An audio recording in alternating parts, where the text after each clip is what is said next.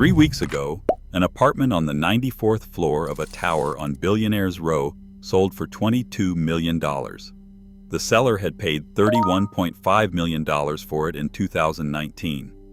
That is a loss of nearly $10 million on a single apartment in the middle of Manhattan, in a building that was supposed to be the safest store of wealth in America. And it is not the worst loss in the building. The owners here are stuck because the market turned. They are stuck because of what their own lawyers put in writing about the building they live in. The tower is 432 Park Avenue. It stands 1,396 feet over Midtown Manhattan. It opened in 2015, and for 5 years it was the tallest residential building in the world. You have seen it even if you do not know the name. It is the thin white column with the enormous square windows, the one that looks like a ruler standing on its end above Central Park. It cost roughly $1 billion to build. It is also the reason the phrase Billionaires Row entered normal conversation. It went up on the site of the old Drake Hotel, and after it, every developer in Manhattan wanted a pencil tower with a view of the park. So how does a building like this end up in court against the people who built it? The developer was Harry Macklowe, working with the Los Angeles investment firm CIM Group. The architect was Raphael Viñoly. In 1913, while the concrete was still going up, Macklowe told the New York Times it was the building of the 21st century. The pitch worked. Jennifer Lopez bought in. So did a Chinese energy executive. And in 2016, Saudi retail billionaire Fawaz Al-Hokair paid $87.7 million for the penthouse on the 96th floor, the highest apartment in New York City. That was $10,623 per square foot, and at the time, it was the fourth most expensive apartment sale in the history of the city. Hold that number. It is going to be worth a lot less by the end of this. And understand what people were actually paying for at that price. The view is genuine. What sold these apartments, though, was certainty. The premise of a super tall on Billionaires Row is that an apartment 1,000 feet above Central Park is the most durable place on earth to park money. Stocks move. Currencies move. A trophy apartment in Manhattan does not. Every owner in this building has now found out what happens when that premise fails, and the reason it failed has nothing to do with the New York property market. Because the thing that made this building extraordinary is the same thing that broke it.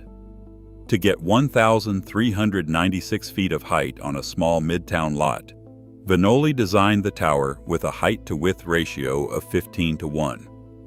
That puts the floor plate at roughly 93 feet across, about the length of a basketball court. A quarter-mile of tower standing on that. A structure that thin does not behave like a normal skyscraper. It moves. So the engineering compensates.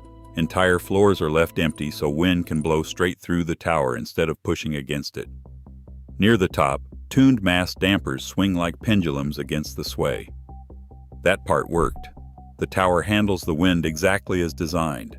But slenderness does change what a building is allowed to get wrong. A thick, squat tower can absorb a sloppy tolerance.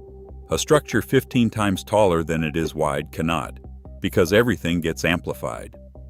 A small movement at the base becomes a large movement at the top. Concrete that was poured a little wrong in 2013 is carrying the load of everything above it in 2026. The height was what they were selling, and it left the construction almost no margin for error. Then the residents moved in. The problem started about 2 years later. Water. According to the condo board's own complaint, the building has had more than 20 water leaks since 2017. One of them, in November 2018, is the one everybody in real estate remembers. A leak the board blamed on poor plumbing installation sent water into the elevator shafts. 2 of the building's 4 residential elevators went out of service for weeks. Water damaged 35 separate apartments. Think about what that means in practice. You paid tens of millions of dollars for an apartment on the 80th floor. Half the elevators are down. You are sharing the remaining 2 with the entire tower, and the elevators were already a problem because of the height. They are programmed to slow down when the building sways. which is a safety feature working exactly as designed.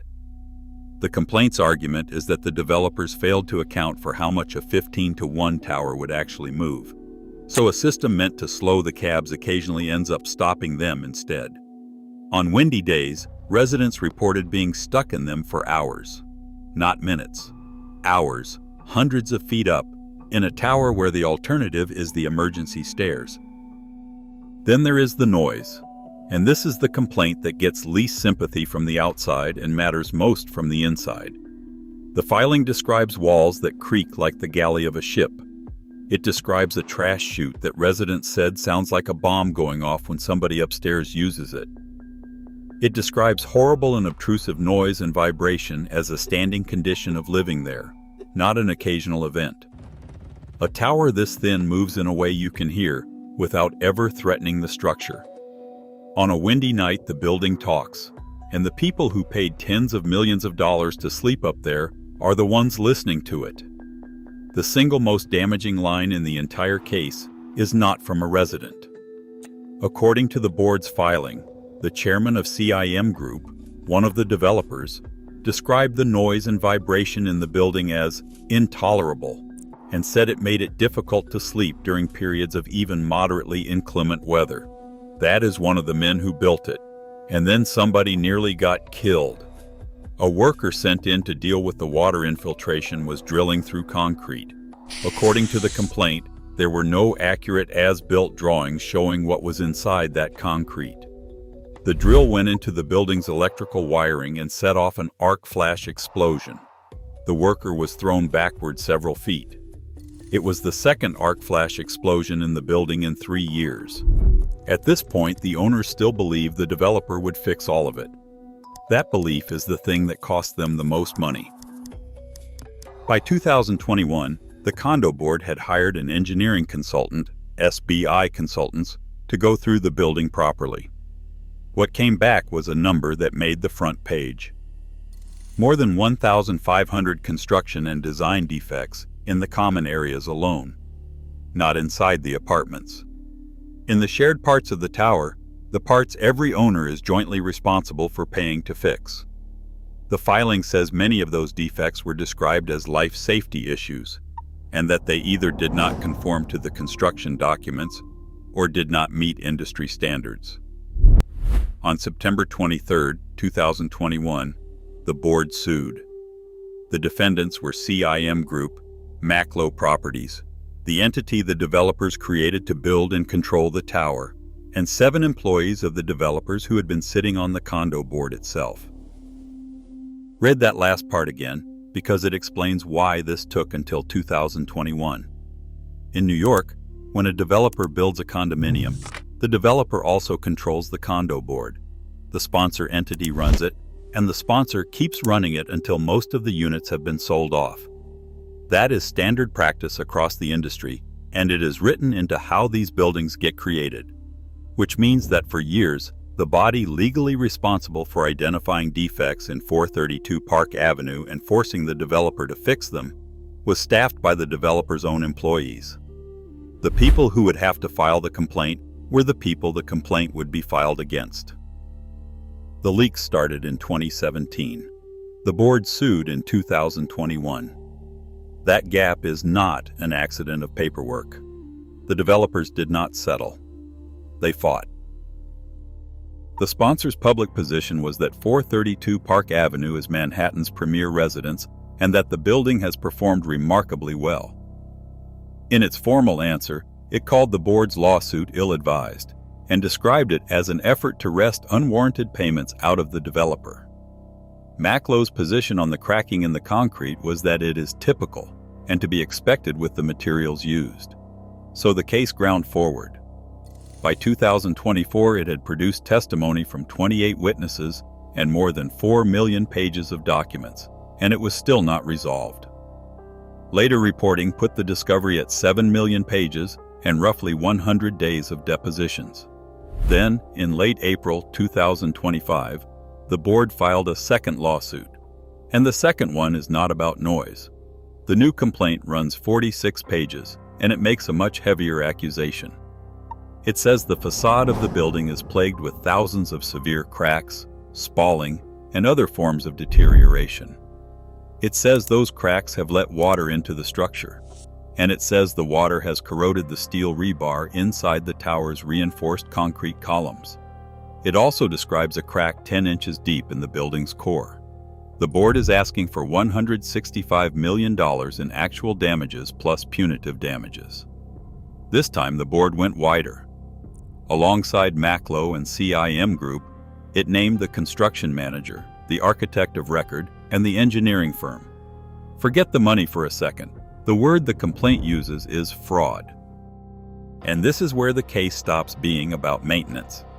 The board alleges that the developers knew about the cracking during design and construction between 2011 and 2015 and hid the extent of it from buyers and from city inspectors.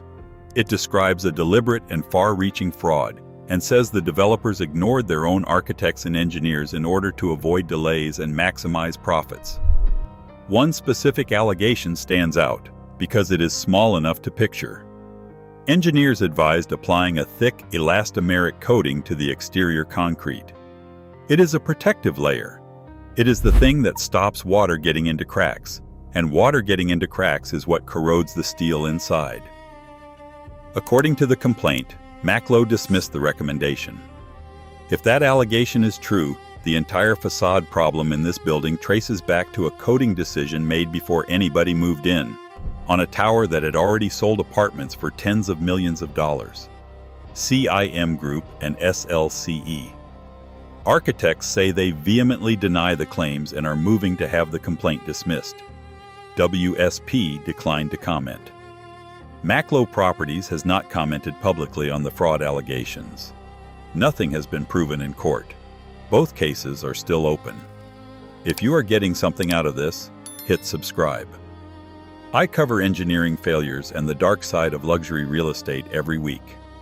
Now, the part where the owner's own rescue plan turned on them. That open status is doing more damage to these owners than any verdict could, and it is the part almost nobody covering this building has worked through. Because here is what happens when a condo board sues its own developer for fraud. The complaint becomes a public document. Reporters read it. Buyers read it. Buyers' attorneys read it, and then they read it out loud to their clients. Every fact you have heard so far came from filings the owners themselves put on the record. So an owner at 432 Park is now caught in something the sales brochure never contemplated. To force the developer to fix the building, the board had to describe the building's defects in the most damaging possible language, in public, permanently. That description is now the first thing any serious buyer finds. The board's own lawyers wrote the strongest argument against buying an apartment in the building. The legal analysis on this is blunt. A case review published by the New York firm Guzoff describes 432 Park as a cautionary tale for condo boards and states it directly. Public awareness of the lawsuit produced sluggish sales, and owners trying to sell were forced to lower their prices. And it goes further than sentiment. A buyer at this price level arrives with a real estate attorney whose job is to read the building's litigation and financials before anything gets signed. That attorney finds 2 active lawsuits, one of them alleging fraud, unresolved after 5 years. Then the same attorney has to work out who pays for the repairs if the board loses, because the answer is the owners. Through assessments, nobody can size yet. A buyer cannot price an unknown liability, so they either walk or they bid low enough that the unknown stops mattering. That is the entire explanation for the numbers that follow. Start at the top.